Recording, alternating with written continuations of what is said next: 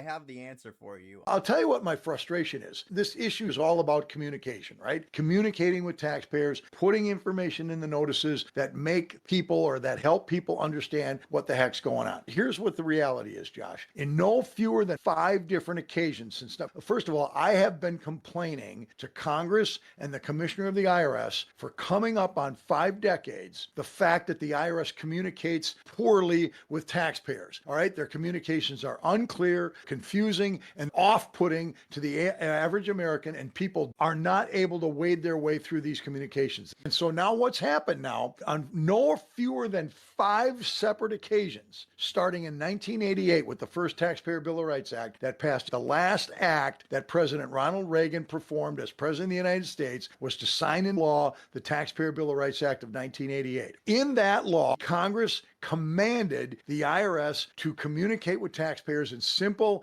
and non-technical terms and to provide information to taxpayers that will help them understand the process. There have been 4 other acts of Congress. The Congress of the United States has commanded the IRS to communicate with the public in simple and non-technical terms. Congress has repeatedly told the IRS in statutes that have passed since 1988 that they are to communicate with people in simple and non-technical terms. In the 2015 bill, the IRS or the Congress specifically said that of the 10 most critical taxpayer rights, number 1 on the list is the right to be informed. We as taxpayers have the right to know what the law requires of us, and we've got the right to know what we have to do to comply. Number 1 on the list, the right to be informed. Why do we keep having new laws passed on an ongoing basis telling the IRS to communicate with us in simple and non-technical terms? Why can't the IRS get that through their head? I have the answer for you. Unfortunately, it's because the IRS is built on a system that is inherently overly technical and too complicated for the normal person to understand, and that is by design.